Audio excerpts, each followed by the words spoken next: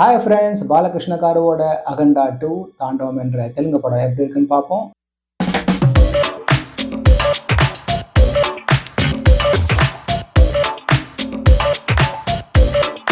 Director Boyapati Balaiah காம்பினேஷன்ல லாஜிக்கும் பிசிக்ஸையும் எதிர்பார்க்கவே முடியாது. இந்த ரெண்டாம் பாகம் இன்னும் சத்தமா ஒரு படி மேல சூப்பர் ஹீரோ மோட்ல இருக்கு. இதோட கதையில ஆன்மீகத்தோட முதுகெலும்பா இருக்க சனாதன தர்மா அழிக்கிறதுக்கு நம்மளோட பக்கத்து நாடு மகா கும்பமேளாவை டார்கெட்டா வச்சு ஒரு பெரிய பயோ வார்ஃபேரை உண்டாக்க ட்ரை பண்ணுது. இதை தடுக்கிறதுக்கு உடனடியா டிஆர்டிஓவுக்கு ஆன்டிடோட்டை உருவாக்குறதுக்கான வேலை கொடுக்கப்படுது.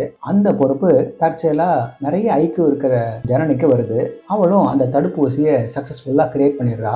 ஆனா அதனால எதிரியோட பிரதான டார்கெட்டா மாறுறா. இந்த கட்டத்துல அவளுக்கு ஆபத்து வரும்போது திரும்பி வரதா வாக்கு கொடுத்த அவ மாமா அகண்டா சொன்ன மாதிரி திரும்பி வராரு. இதுக்கப்புறம் நம்ம பாக்குறது அகண்டா எப்படி ஜனனியை பாதுகாக்கிறாரு, பயோவார தடுத்து நிறுத்தினாருன்றதுதான். அகண்டா இந்த படத்துல கொஞ்சம் சீக்கிரமாவே என்ட்ரி கொடுத்துறாரு. அதிசயமா வழக்கமான டெம்ப்ளேட்டுங்க கடைசி வரை வரல. என்ன டயலாக்ஸ் முழுக்க அறிவுரை மழை தான். சர்ப்ரைஸா காமெடி சீன்ஸே இல்லை. ஆனா காமெடி சில சீரியஸான டயலாக்ஸ்லேயே வருது. நீங்க தான் கவனிக்கணும். அகண்டா வந்த உடனே சூப்பர்மேன் விஷயங்க தான். கன்னை பென் பண்றாரு, திருஷூல வச்சு ஹெலிகாப்டர் பிளேட நிறுத்துறாரு, ஒரு பஞ்சில் 50 பேரை பறக்க வைக்கிறாரு. இப்ப நிறைய கொட்டி கிடக்குது.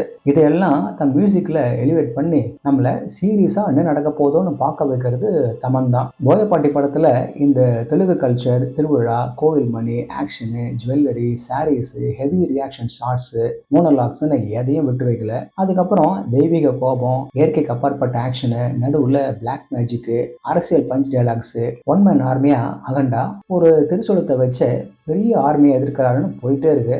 கதை பெருசா இல்ல, முழுக்க முழுக்க பாலையா தான் வியாபித்து இருக்கிறாரு. பாலகிருஷ்ணா அகண்டா கேரக்டர்ல முழு கண்ட்ரோலு. அது டைலாக் டெலிவரி ஆகட்டும், ஸ்கிரீன் பிரசன்ஸ் ஆகட்டும், கான்ஃபிடென்ட்டா அடிச்சு தள்ளியிருக்காரு.